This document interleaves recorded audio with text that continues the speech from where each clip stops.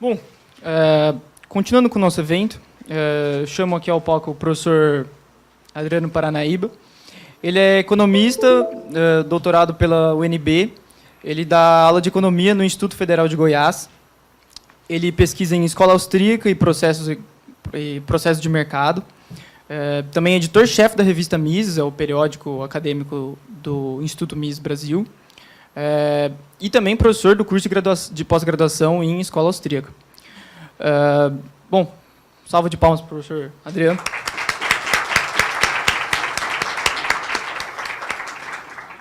E um detalhe, as perguntas para o professor a gente faz ao final, quando ele terminar a palestra. Vocês levantam a mão, a gente leva o microfone até vocês. Ok? Obrigado.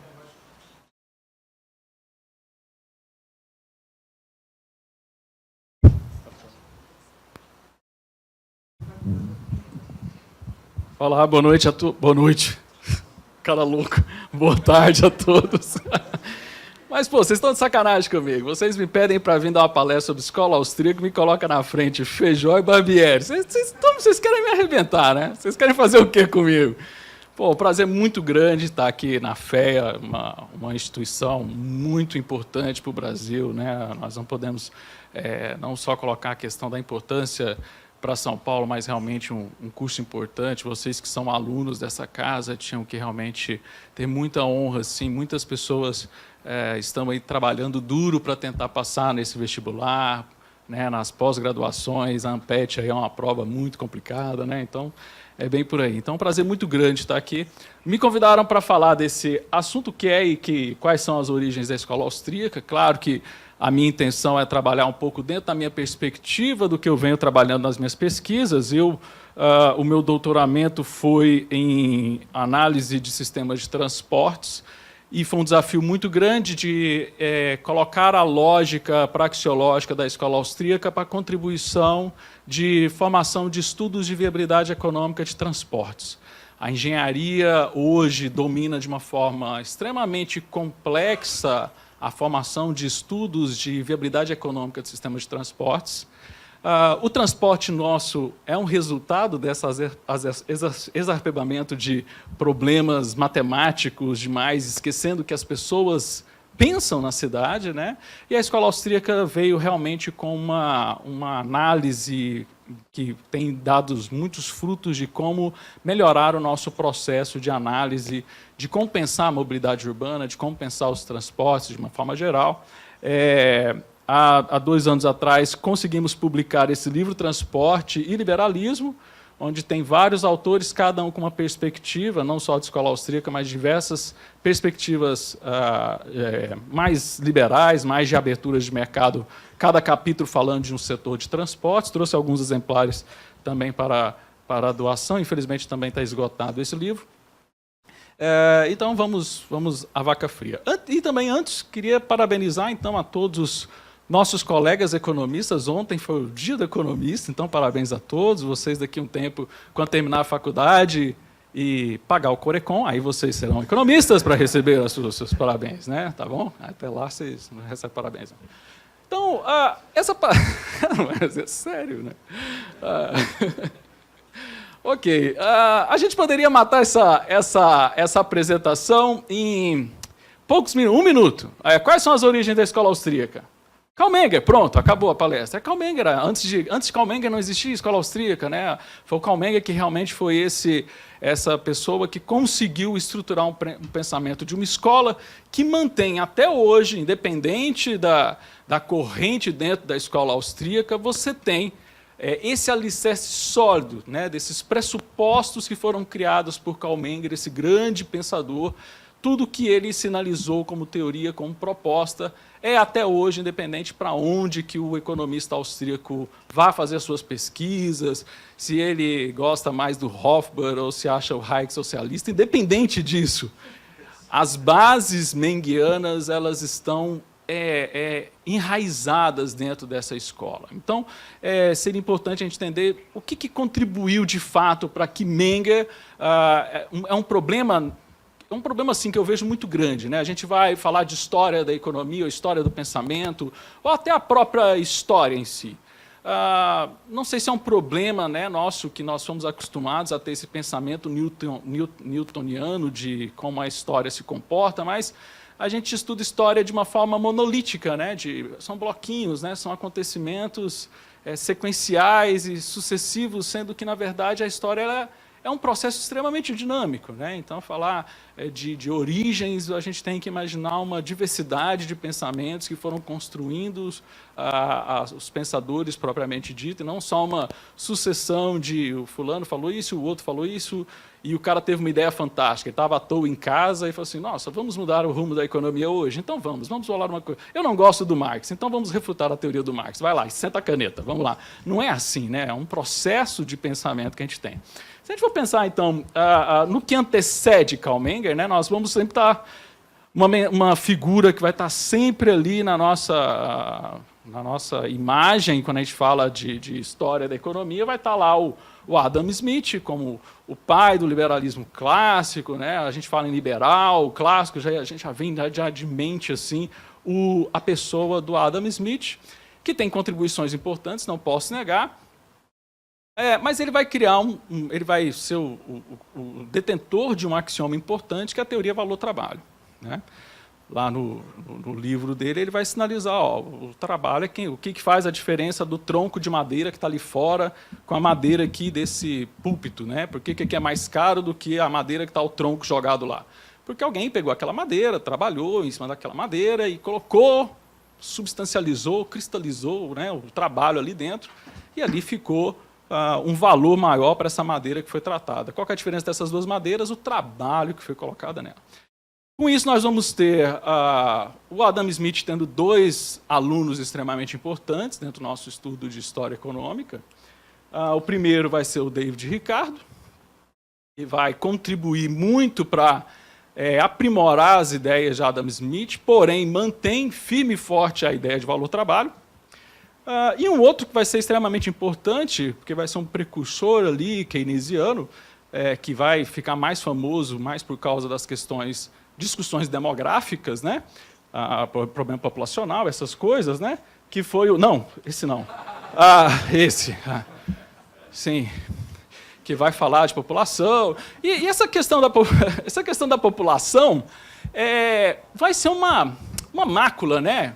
Ninguém queria levar a sério, por mais que a ideia original, eu acredito muito, né, que o ponto de partida ali, keynesiano, da ideia de demanda agregada, vem de Malthus, né, até o Keynes tem um artigo interessante, que ele fala das cartas de Malthus e de David Ricardo, e termina o artigo falando justamente, se o mundo tivesse escolhido Malthus, não teríamos tido tantas crises e tal. Mas ninguém ia levar a sério um cara que fala que guerras são bem-vindas, né? Que ótimo, se tivesse peste negra todo ano ia ser excelente, né? Resolver o problema populacional, ia ser do caralho. Ia ser mesmo, né? Para a leitura dele, que não enxergava. Aí vem um outro problema, a gente também faz muito isso, né? A gente começa a estudar um teórico, aí a teoria foi refutada, e fala assim, pô, esse cara foi um retardado mental, esse cara foi um idiota, como é que ele pensou isso?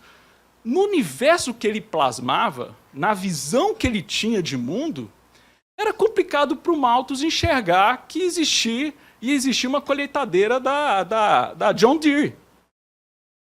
Dentro daquele mundo que ele vivia, não dá para imaginar que uma colheitadeira ia resolver aquele problema populacional, o problema de falta de comida, né? Então, a gente, às vezes, é muito severo, né? Só porque a teoria do cara foi reprovada, a gente...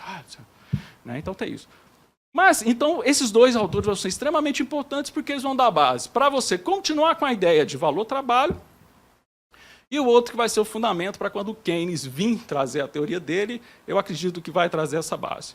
E aí a teoria valor-trabalho vai achar o seu ápice de absorção teórica e aplicação muito profunda no pensamento marxista, né, do Marx. Não, esse também não, é esse Marx. Também troquei o Marx. De associar a questão de mais-valia à questão da opressão, né? A mais-valia, o lucro vem justamente de uma apropriação de mais-valia, né? Eles têm lá mais-valia absoluta, relativa, tudo isso. Então. E aí isso daí vai virar a eminência do pensamento da época, né?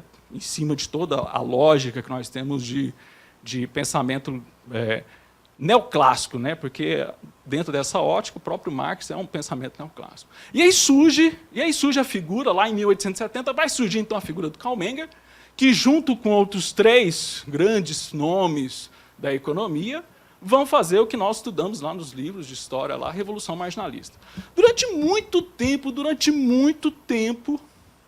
eu vivia puto com esse negócio. Desculpa, eu pedi licença para os professores presentes, às vezes a gente solta né? É porque a gente precisa trabalhar na linguagem dos alunos, então aí eu falo um palavrão ou outro, então não é porque eu sou boca suja, não, é porque é um exercício. Eu sempre ficava gritando, falava assim, poxa, quando o Einstein fez a teoria da relatividade, foi o Einstein, sozinho, beleza.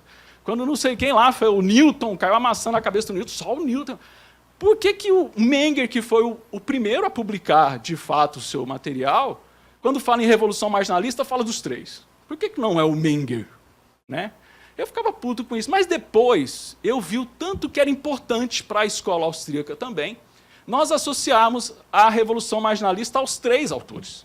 Por quê? Porque são 3 métodos diferentes, são 3 formas diferentes de refutar a teoria do valor-trabalho, principalmente na questão de distância também, locais diferentes, em tempos ali, por mais que você tivesse uma diferença ali dentro de uma década, ali, o espaço de publicação entre os autores, você pode falar assim, ó, não é os austríacos que não gostam do axioma marxista. Você teve várias pessoas, né, que acharam a crítica, usando aí a lógica da Revolução Marginalista, que é a base de todas essas escolas vai ser realmente a leitura de utilidade marginal. Certo?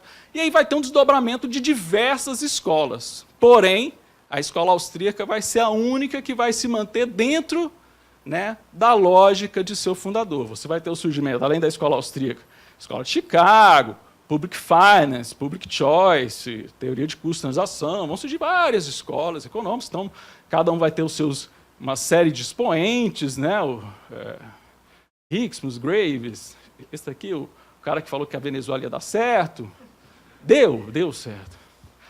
Não é que é uma crítica, a Venezuela deu certo, realmente, para o modelo que foi proposto, o caminho era aquele, não tinha outras. O dar errado era a população da Venezuela ficar rica. Não, é sério. Friedman, Steigl, Lucas, Beck, então todas as grandes. E aqui nós temos, né, os grandes nomes da escola austríaca. Tinha que puxar o saco, né, galera? Patente é posto, né? Lá no Instituto Mises a gente tem que puxar a sardinha para. Né? Então o professor Barbieri está aqui. A gente brinca, né? Mas, pô, não, vamos ser sinceros, a gente fica zoando, brincando, mas, poxa.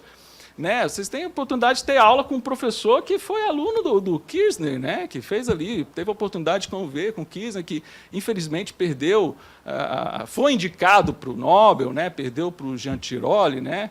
Aí é outro, né, eu estou numa semana de lembrar da Semana da Economista, então sempre vou dar muitos exemplos sobre o Conselho de Economia. Era hora do Conselho de Economia ter ligado lá em Estocolmo, falando, cara, ele não tem carteirinha do Corecon, não pode dar. O Jean Tirole é engenheiro mecânico, né.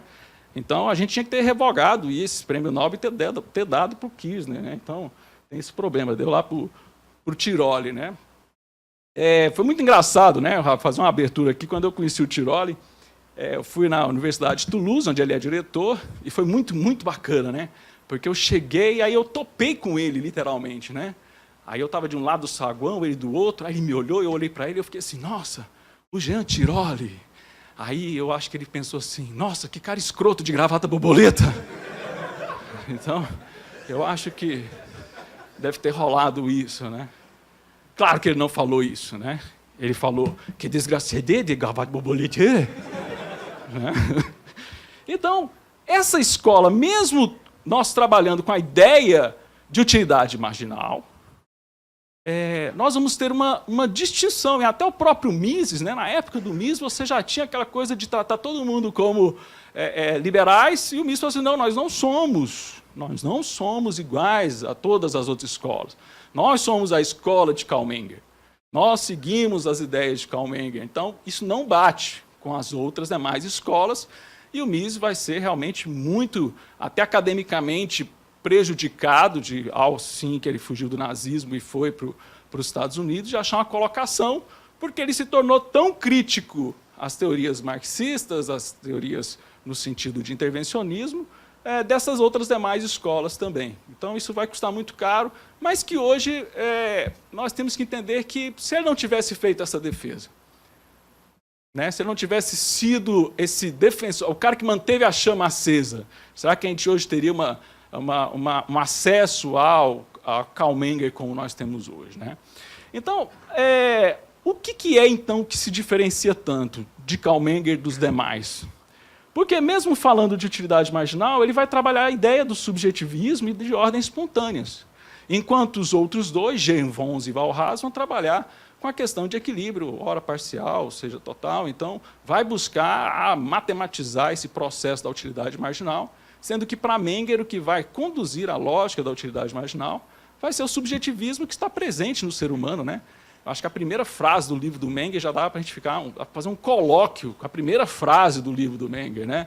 A economia estuda a causa e consequência das coisas. Então, nós não estudamos dinheiro, a economia não estuda dinheiro, a gente não estuda moeda, a gente não estuda dólar. A gente estuda como as pessoas reagem, quais são as consequências das causas que se sobrepõem sobre as pessoas. Então, vai ser essa tríade. Ora, Adriano, então, se ele vai diferenciar dos outros demais da Revolução Marginalista, e nenhum desses daqui trabalhou essas ideias, você começou a sua palestra falando que não existe alguém iluminado que dá um estralo e vem da mente dele aquilo, você está assumindo que ele teve esse estralo?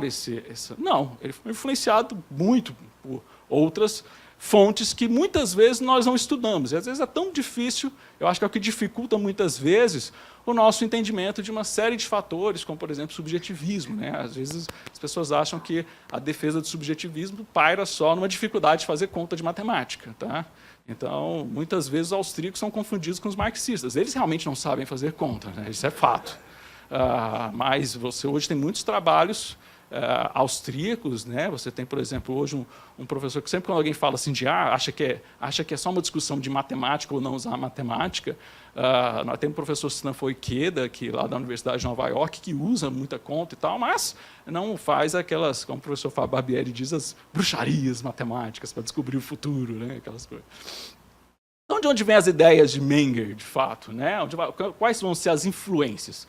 Sim, a principal influência, o que vai trazer de ponto de partida, vai ser a Escola de Salamanca, que é influenciada, né, se a gente for pegar a raiz da raiz da raiz, o princípio vai ser quando Tomás de Aquino, né, nós tínhamos até então o pensamento filosófico da igreja, era conduzido por Santo Agostinho, e São Tomás de Aquino vai trazer o pensamento aristotélico para a filosofia, para a teologia, e isso vai dar início a um desdobramento de surgimento de pensadores que vão formar ali os pós-tomásticos, né, a escolástica, os escolásticos tardios, e que vão dar origem aí para a Escola de Salamanca. Outros pensadores que eu gosto de chamar a atenção, o Cantillon, o Turgot e o Jean-Baptiste Say vão ser nomes importantes que vão ser anteriores até ao próprio Adam Smith, e quem tiver esse pensamento que já foi feito, que pode ter realmente conduzido e influenciado ali Menger nesse sentido. Tem o momento Merchant, o livro do professor Ubiratan Ioro, dos proto-austríacos a Menger, traz uma série de autores que ele vai levantar como influenciadores de Karl Menger, né? Pessoas que nem eu falei, não é uma coisa monolítica, um fala, o outro vai e fala. Não, a coisa vai sendo dinamicamente distribuído dentro da formação do pensamento de alguém. Você hoje como pessoa, não é um produto específico de alguém, uma série de conceitos te moldaram. Né? Então, vamos passar por esses rapidamente. Né? O Cantillon, ele vai ser realmente, para mim, ele vai ser, quando a gente fala de liberalismo econômico, muita gente associa ao Adam Smith, eu acredito que ele tem muito mais de liberalismo do que o próprio Adam Smith. Né? Você vai ver que ele vai falar muito de fluxo circular da riqueza, né? de falar antes de fluxo circular da renda, ele já falava dessa ideia de fluxo, né? de formação de riqueza, de que é um jogo de alto interesse, é no interesse de comprar um bem do outro que eu vou querer produzir, e por produzir eu vou querer vender para o outro. Então, vai formar essa rede, esse fluxo. E o efeito Cantillon, que vai sinalizar, né, a primeira ideia a respeito no sentido de preços. Né? Muito dinheiro na economia vai realmente causar uma distorção nos preços. Turgot, que é engraçado que ele é mais famoso por essa foto do Rothbard escrevendo o nome dele no quadro, né? Eu acho que quando alguém fala Turgot e joga na internet, vem a foto do Rothbard escrevendo o nome dele, que vai ser uma influência muito grande dessa ideia do subjetivismo, né? Quando ele coloca lá que quando uma pessoa selvagem está com frio, o cara selvagem está com frio, né? Ele tem que optar entre a carne ou a pele. Ele vai dar muito mais valor para a carne do que a pele, que vai ser aquele efeito que o próprio Adam Smith não consegue resolver, que é o dilema da água e do diamante, que é uma coisa que nós falamos muito, né? Por que a água, né, é tão barata e é tão útil para a sociedade, né, e tão importante para a sociedade, o diamante, que é algo tão supérfluo, ele é tão caro? Por uma questão de... Né, o próprio Menger vai falar, a água também muda de valor à medida do tempo em que ela vai sendo usada. Pô, cara, você está morrendo de sede, né? Imagina lá você naqueles filmes, já viu aqueles filmes de cara que vence o faraó e vai para o deserto cheio de tesouros? Já viu esses filmes que o cara... Aí, final feliz. Cara, aquilo lá não é final feliz. Aquilo lá é o início do fim do mundo para ele. Por quê? Ele não tem água, ele está cheio de diamante. Agora imagina você, está lá no camelo, cheio de diamante nos bolsos, né? Aí você está andando no deserto. Aí você está andando no deserto, aí vem lá aí você vê uma barraquinha de água, barraca do Bin Laden. Tá. Vocês acham que ele morreu, né? Cara, ele está vendendo água no deserto. Aí ele está lá, aí você chega lá e fala o quê para o Bin Laden? Está cheio de diamante, ele tem água. O que você faz? Ele fala assim, você quer comprar um copo d'água? O que você dá?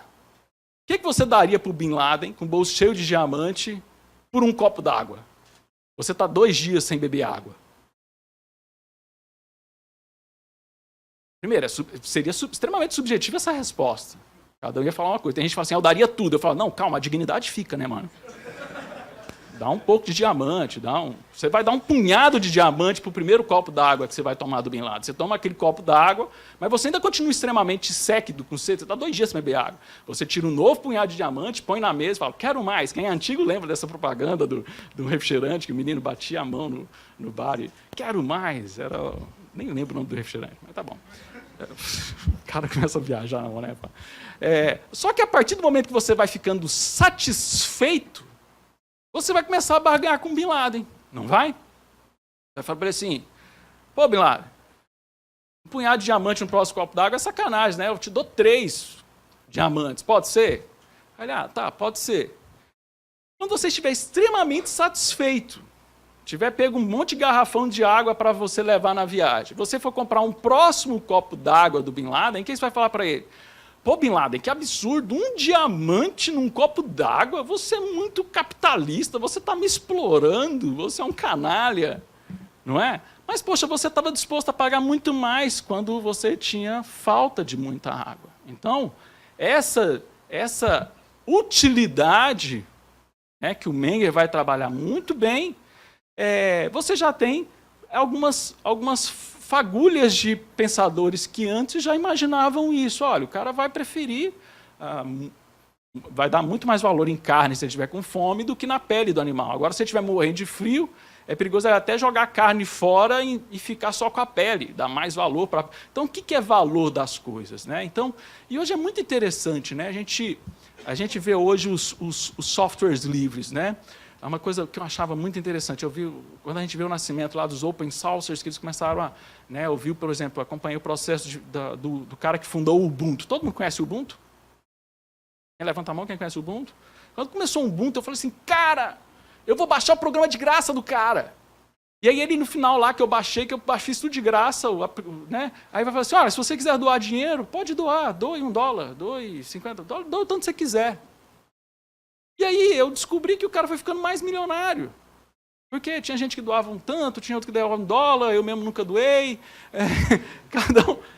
Cada um dá um valor para aquilo, é o mesmo bem, às vezes dá a mesma satisfação, mas...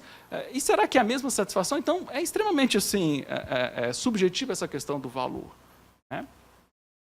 E, por fim, vamos falar do ser, que vai ser uma grande influência, e que quando a gente estuda economia, eu mesmo quando estudei, escutei meu professor falar assim, é uma teoria furada porque ele diz que a oferta cria a sua própria demanda e isso refuta totalmente os conceitos marshallianos lá da curva de oferta e demanda. E eu acredito nisso, acreditei nisso, né? A pessoa falou, acabou, caiu na prova, tinha que estudar, decorar e tal. E se a gente for ver, de fato, eu acredito que pode ser o primeiro grande registro de fake news da história da economia, né? O Keynes falou, ó, o C falou isso, ninguém foi lá checar, eu mesmo não fui checar para saber se era aquilo mesmo. E se a gente for ver, o que ele falou não foi exatamente isso, o que ele disse foi o contrário, ele falou o quê? Você precisa produzir para você, a partir da produção, você ganhar grana, e essa grana da produção, da oferta, vai gerar consumo.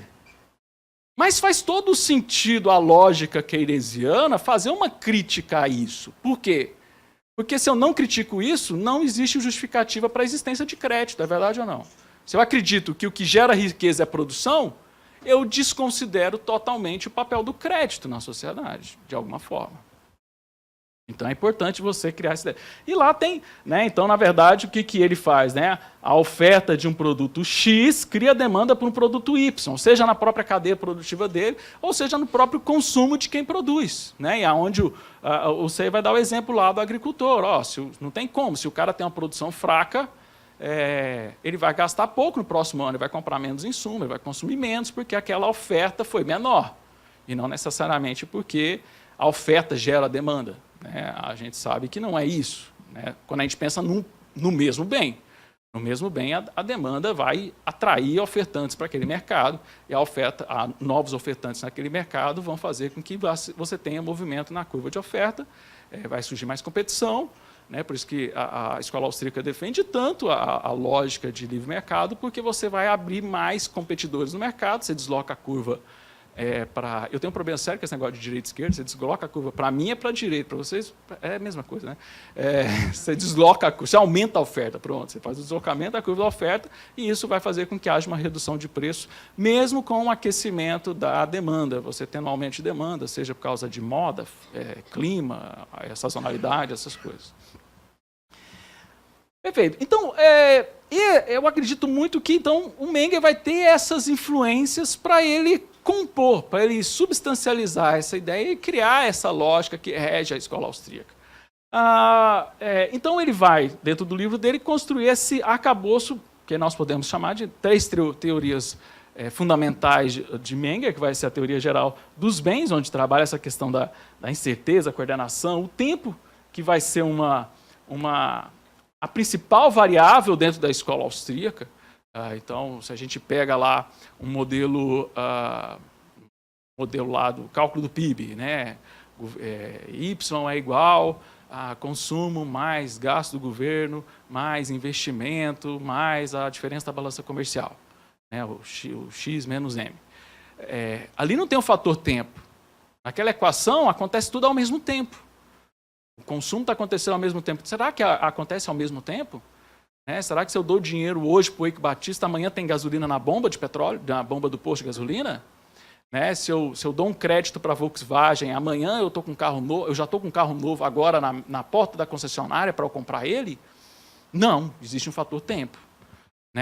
E o máximo que esses modelos fazem é ir defasando o modelo em questão de tempo, mas continua trabalhando com as variáveis em tempos contínuos, estáticos, cetrispáridos, seja como for a gente falar.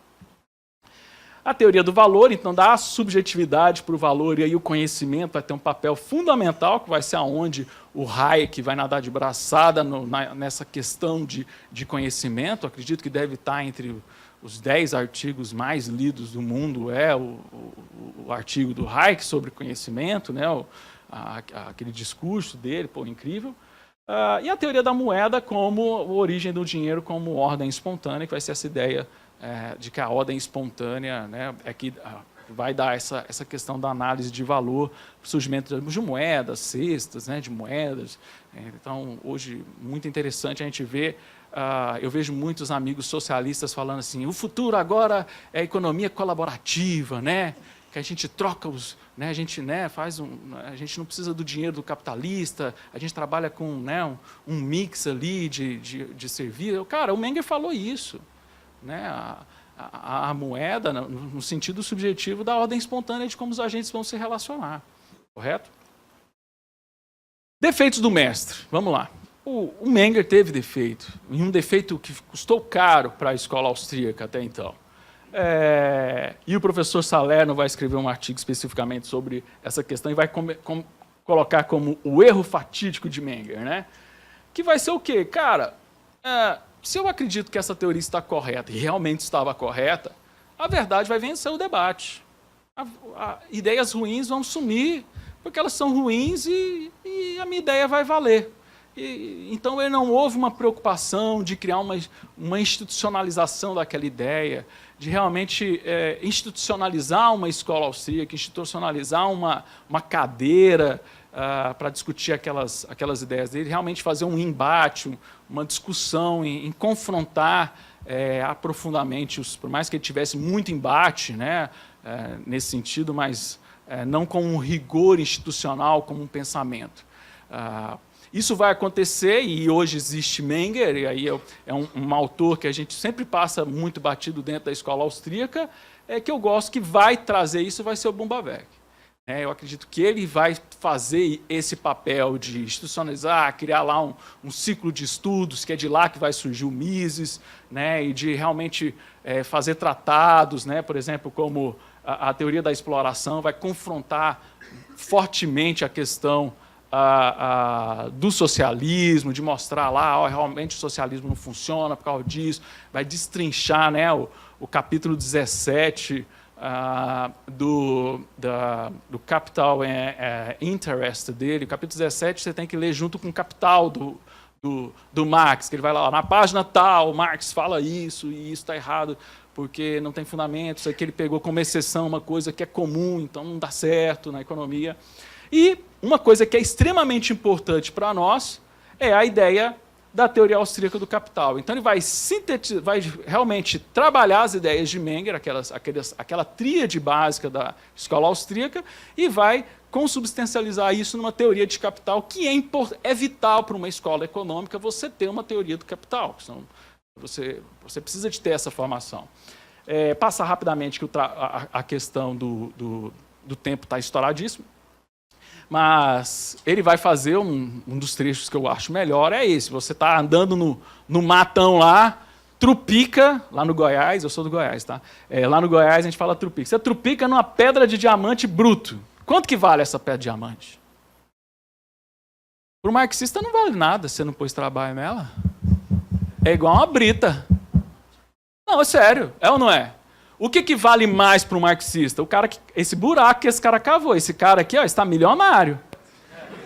Olha o tanto de trabalho que ele enfiou nesse buraco, meu irmão. Então, mesmo Karl Menger, tendo deixado isso claro dentro da teoria dele, quem vai fazer um confronto de bater e de falar assim, ó, tá erradíssimo esses balas sem alça, vai ser realmente a teoria de Bumbawerk, né? Que vai ser baseado na ideia de que, né, você tem que pensar na produção como etapas, você tem as questões indiretas da produção, então você tem estágios de produção que vão ser, o capital vai ser como essa ferramenta da produção para você ter aumentos para alcançar novas etapas de produção, e o produto final é que vai dar valor para essas etapas de produção para trás. Então, a gente viu muito isso na crise, no boom que nós tivemos econômico do setor de engenharia civil e de mobilidade urbana, por exemplo, né?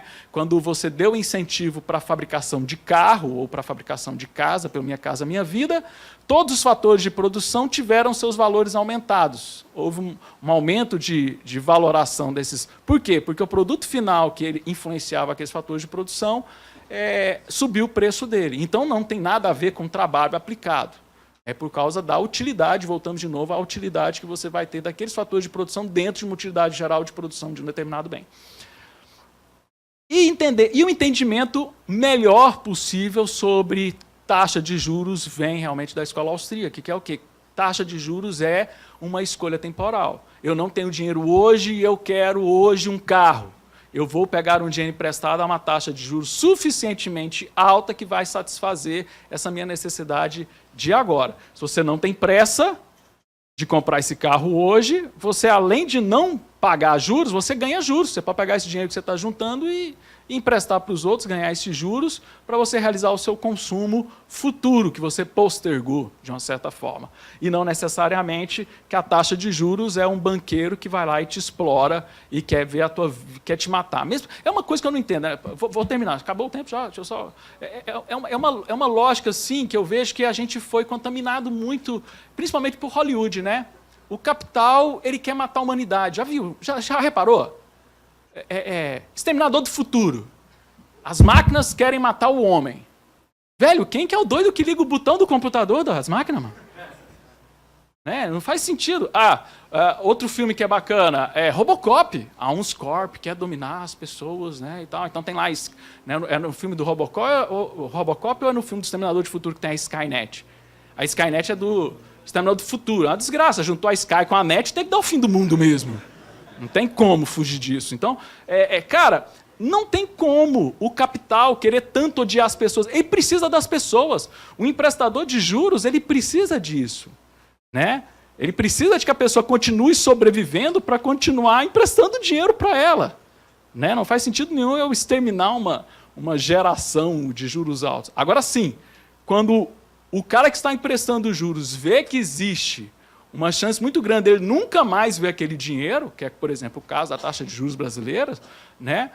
Por mais que o Copom força lá para diminuir a taxa de juros, porque continua alto o cartão de crédito, velho, porque é um plástico, que o cara vai nas Casas Bahia, compra uma casa, quebra o plástico e some.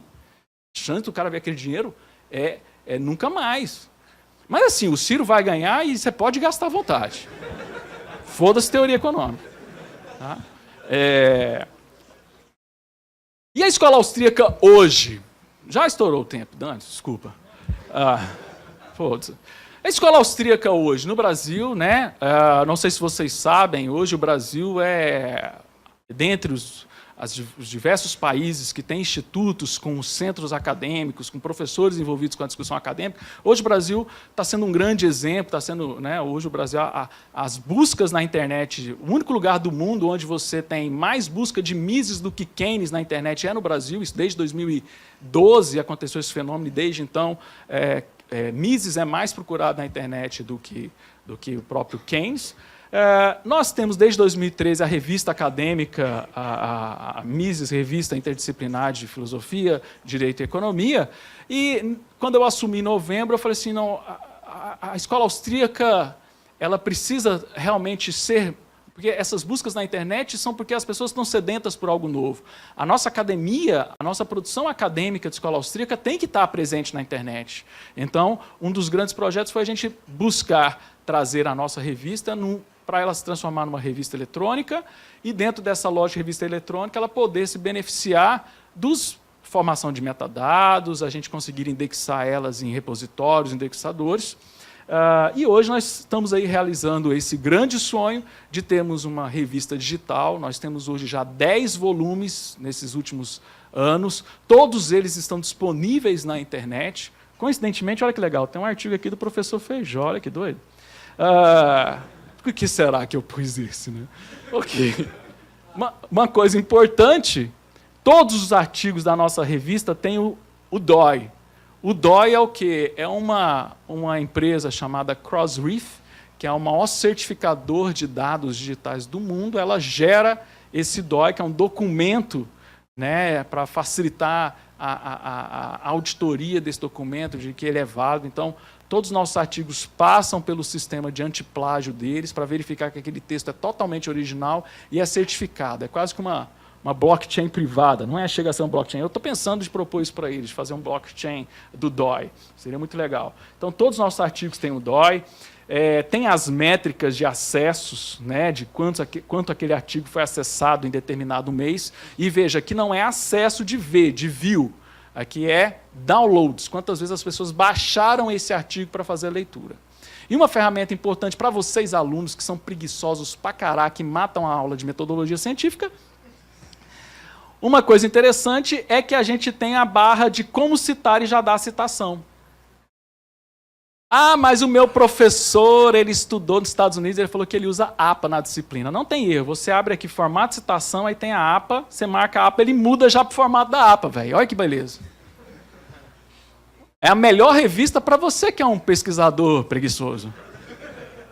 Certo? Tudo isso para facilitar. E recentemente fomos convidados para mês que vem apresentarmos os resultados da nossa revista na maior conferência de editores científicos do Brasil, que é a Associação Brasileira de Editores Científicos, apresentando justamente esse caso de transportar a escola austríaca, a tradição da escola austríaca, a escola mais antiga que nós temos, para a modernidade da internet. Foi o primeiro periódico brasileiro a usar essa plataforma OJS3. Todo mundo estava usando até então a OJS2 e o destino nos ajudou a sermos a primeira implantação de OJS3 e já é um caso de sucesso, porque em menos de 6 meses já tivemos 27 mil downloads de arquivos. Ou seja, nós estamos muito otimistas na próxima avaliação de quadriênio da CAPES.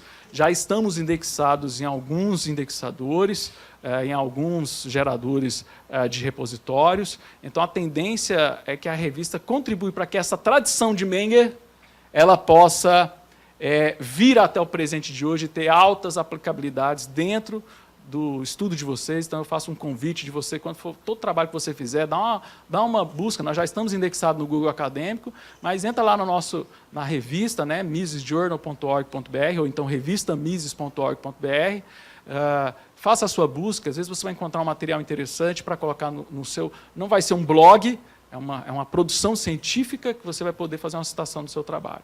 Tá joia? Então, muito obrigado. Espero que a gente tenha aí atendido a expectativa de vocês e bom evento para vocês.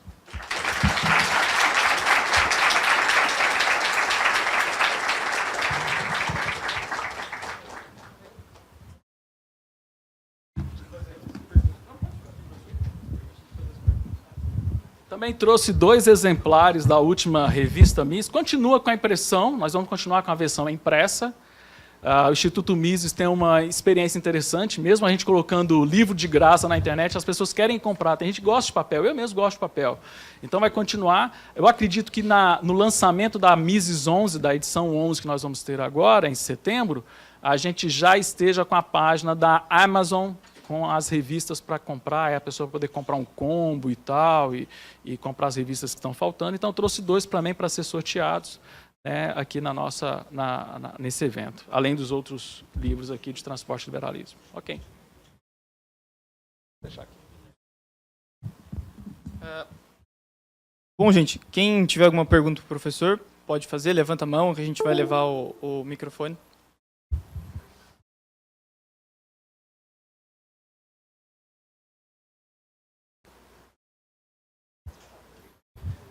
Boa tarde, professor. Foi uma excelente palestra.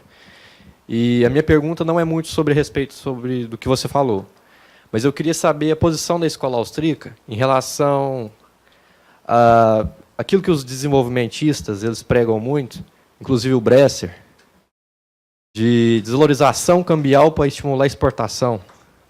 Eu queria saber a posição da escola austríaca sobre isso. Obrigado.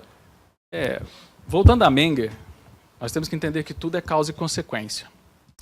Para te responder essa pergunta, eu vou fazer a seguinte análise, como, infelizmente, o Bresser deve entender alguma coisa lá da área dele, mas ele toca num assunto onde ele não entende propriamente dito da causa e consequência de você fazer. Por mais que o Brasil é um grande exportador, o Brasil é um grande exportador. O agronegócio, né? Até foi um debate que nós tivemos ali nos militares, ali, de se a gente melhora a nossa produção, ou se a gente internaliza a indústria, ou se a gente investe realmente nas nossas vantagens comparativas, vamos dizer assim, o agroindústria e tal. Então, venceu o desenvolvimentismo, né? De você realmente fazer dentro daquela lógica de centro-periferia, né? Mas veja só, o Brasil, vamos imaginar, nós somos grandes exportadores, bacana. Vamos então subir o dólar aí para nós mandar carne e soja dominar o mundo. Beleza.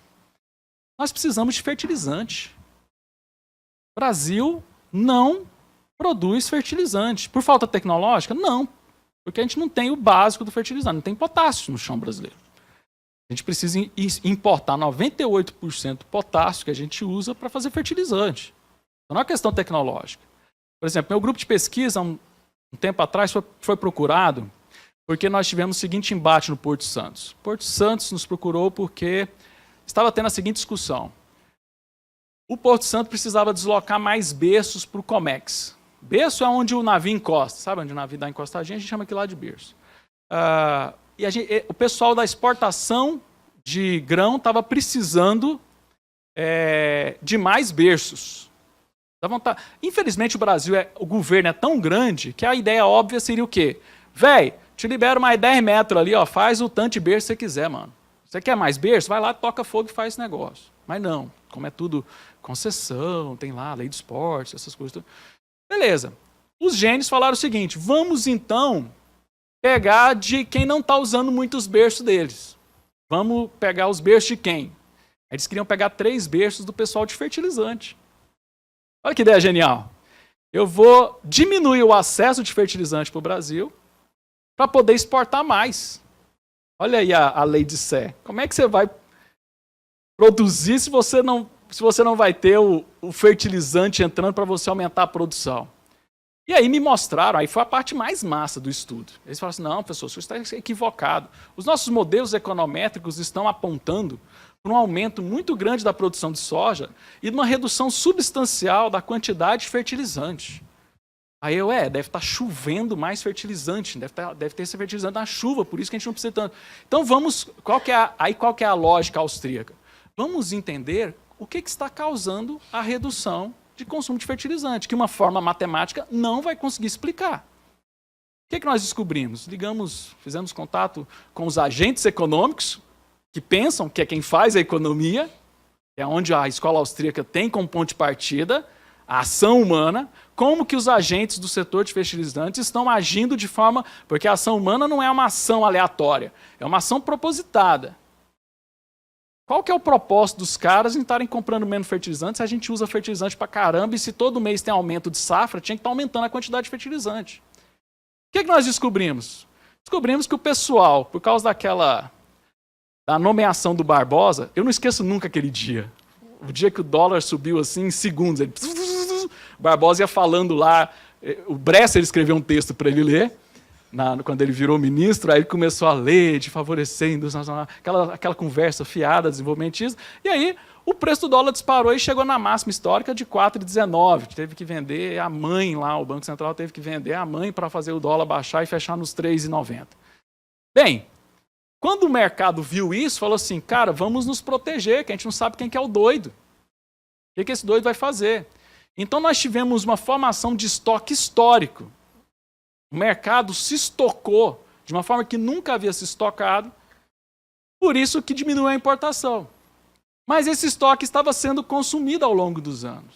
Então ele já estava próximo de precisar de reposição de estoque. Os gênios iam matar o acesso de reposição de estoque de fertilizante. Os caras iam destruir o agronegócio brasileiro.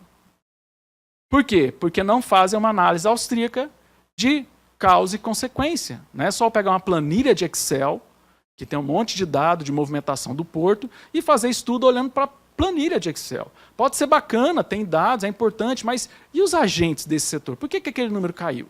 Por que esse número subiu? Vamos perguntar para eles, vamos ver o que eles estão pensando? Isso é uma análise austríaca.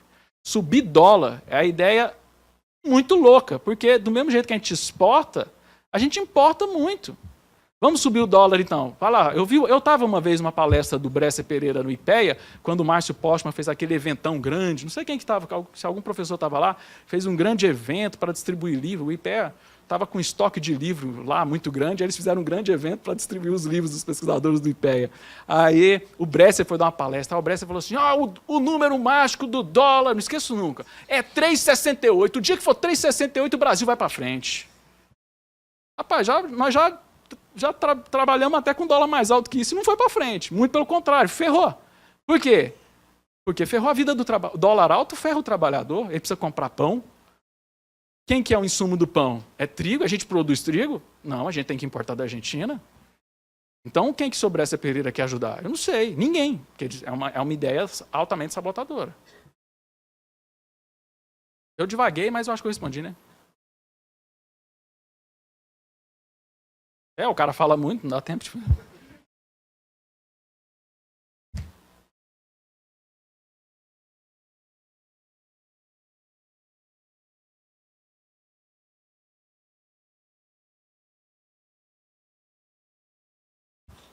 Obrigado.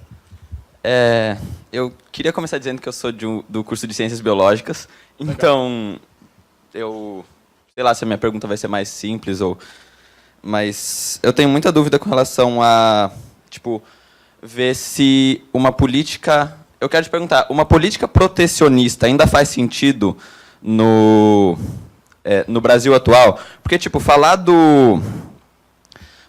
liberalismo com o americano parece fácil, porque eles têm essa oportunidade de exploração, tanto social quanto mineral, de outros lugares, eles têm transnacionais e etc. E com relação ao Brasil, você tem muito esse papo, pelo menos na esquerda, de que políticas liberais são entreguistas e que, numa política liberal, a gente veria nossas empresas nas mãos dos gringos e não, sei lá, teria um impacto muito negativo no Brasil. É basicamente isso. Tá. Não é uma pergunta simples, mas é uma pergunta muito pelo contrário, é uma pergunta excelente. Uma pena que você não trouxe mais amigos, né, lá da Humanas, da Biológica, que é um pessoal que vê isso, né? Primeiro, um tabu que eu acho que é importante a gente quebrar é essa história de liberalismo americano. Liberalismo americano acabou faz muito tempo. O mercado tão protecionista quanto o Brasil. Por que lá a gente vê como um espaço para a liberdade? Porque um dos fundamentos do liberalismo, um dos fundamentos do livre mercado, e quem vai bater forte muito nisso vai ser o Mises, é propriedade privada. Como você tem lá nos Estados Unidos essa percepção do cidadão americano de propriedade privada muito arraigada, você ainda consegue ter sinais de liberalismo, você consegue ter movimentos de mercado que lutam contra uma série de intervenções que você tem na economia americana. Né? Os Estados Unidos já tem muita intervenção, por exemplo, na questão de urbanismo, mobilidade urbana é tão intervencionista como nós, falando na área que eu pesquiso. Até tem gente que fala lá que recebe cartinha que o governo manda pintar a casa. Está na hora de pintar a tua casa. Então, é um mercado intervencionista também. Mas como você tem esse valor da propriedade privada, ele dá esse espaço para que você tenha um fôlego para quando a economia precisa andar, ela anda, mesmo com o governo puxando. Nós não temos isso aqui no Brasil. A percepção de que tudo é público ainda é muito grande. Tudo é bem público, já viu? Agora, na Constituição está lá, tem um artigo novo lá falando que transporte é um bem público, é um direito fundamental. Então, vocês, estudantes, podem pegar uma Constituição, entrar dentro do ônibus, virar para o cara cobrador e falar assim, é o meu direito constitucional, e passar na catraca e não pagar. A gente tem essa conscientização de bem público muito arraigado ainda. Né? Quando a gente fala de liberar mercado, aí vem um perigo muito grande que nós temos. Quando a gente fala... Então, essa primeira questão que eu acho que é importante. Estados Unidos não é um melhor exemplo de liberalismo. Qual que seriam exemplos bacanas de liberalismo? Nós temos Austrália, nós temos Coreia do Sul, nós temos Taiwan, nós temos mercados que falaram assim, velho, tem até um livro que eu gosto muito dele, que é do professor Armstrong, do Fraser Institute, que é um livro sobre... O nome do livro é Competição e Monopólio, onde ele trabalha a seguinte ideia: copiabilidade. A capacidade de alguém copiar um bem do seu concorrente é o primeiro passo da competição. E a Coreia do Sul ensinou isso pra gente, né? Brasil, vamos pegar a década de 80, Brasil e Coreia do Sul, eles fizeram, né? Você teve o mesmo momento e eles tomaram decisões totalmente diferentes. No Brasil, nós criamos a lei da informática que proibia qualquer coisa entrar no Brasil. Né? Nada podia entrar no Brasil. Criamos protecionismo. Por quê? Porque a ideia desenvolvimentista é o quê? Eu protejo o meu mercado como alguém que protege uma planta para ela crescer forte. E aí ela cresce forte. E aí a gente abre o mercado e ela vai lá e destrói o mundo porque ficou muito forte. Essa é a ideia dos caras. A Coreia do Sul pensou diferente. Falou assim, velho, a gente tem que saber o que os caras estão fazendo. Vamos abrir o nosso mercado e deixa todo mundo entrar. E criou um programa, aí sim, não foi livre mercado, abriu o mercado e deu incentivo para a galera copiar. A empresa que conseguir copiar videocassete aí vai ganhar incentivo do governo. Vamos copiar do japonês então. O cara pegava o videocassete, desmontava o videocassete, como é que fabrica esse negócio? E começaram a copiar. A partir do momento que você copia aquele produto, você sabe como ele é feito, você fala assim, dá para melhorar, velho. Melhoraram. Hoje a Coreia do Sul fabrica tudo da melhor forma possível. Por quê? Porque copiaram. Samsung teve que pagar uma nota violenta de direitos autorais, de patentes, de romper patente por causa da tela de touchscreen. Pagaram sorrindo. Eles aprenderam como é que fazia aquele negócio e começaram a fazer melhor e vender mais, de repente, com componentes para vender um telefone tão bom quanto o iPhone, muito mais barato. Então, se a gente protege o nosso mercado não vai ter sinais do que o mundo está querendo comprar. Do que está sendo produzido. Nós chegamos ao absurdo, por exemplo, meu orientador de doutorado, ele disse que o único arrependimento que ele tem, porque ele é desenvolvimentista, ele era do PT, então ele falou assim, o meu único arrependimento foi porque quando eu voltei da França com a minha tese de doutorado no Winchester, não era HD que falava, era Winchester, quem lembra de Winchester aqui? Ninguém levanta a mão, claro, tem vergonha de falar a idade. Tinha um Winchester, aí ele chegou no aeroporto, aí os caras falaram assim, o que é isso? Não, Winchester, minha tese de doutorado está aí. Não pode entrar não, a lei da informática proíbe que esse tipo de item... Mas minha tese está aqui, dane-se. Manda alguém imprimir lá na França e mandar pelo correio. Nem sei se ele recebeu, né? Correio. Então, se a gente protege o mercado, você perde a capacidade de... O mercado ter informações. É por isso que enquanto os Estados Unidos fabricava IBM, porque ele tinha que concorrer, então acho que é muito mais... Os Estados Unidos se adaptou, mesmo sendo altamente protecionista, ele teve que criar incentivos para competir com o pessoal da Ásia, que estava altamente copiando para poder começar a melhorar aquele produto. Até hoje, se a gente for ver, hoje os principais portos do mundo estão hoje na Ásia. Você vai conversar com... Eu tive a oportunidade, uns anos atrás, de conversar com o pessoal do Porto de Rotterdam, que foi lá em Goiânia, aí pediram para falar da economia de Goiás, aí os caras falaram, bicho, nós estamos desesperados. Os chineses conseguem fazer um porto muito melhor que o nosso, né? Por mais que a gente... Mas eles estão... Aí qual que é o caminho de Rotterdam? Nós temos que melhorar o nosso serviço, nós temos que melhorar. Então a competição causa isso. Quando eu protejo uma empresa, o que a empresa fala? Cara, estou protegido. Tenho concorrente, para que eu vou melhorar? Para que a Volkswagen vai fabricar um carro fera como ela fabricava na Alemanha, na década de 80? Fala mal do Collor, velho, mas, pô, se não fosse o Collor, você tava andando de Fusca em Brasília, mano. A verdade é essa. Tá, o cara era canário, o cara fez muita coisa errada. Foi, mas a única coisa que ele acertou foi vital pra gente, abrir um pouco de mercado pra gente. Senão a gente tava aí ferrado andando de Gurgel. Então eu vejo isso. É um perigo você proteger mercado. Por quê? Porque você abre mão dele estar no mercado. E aí você torna a sua nação obsoleta. Respondi, se eu tiver respondido...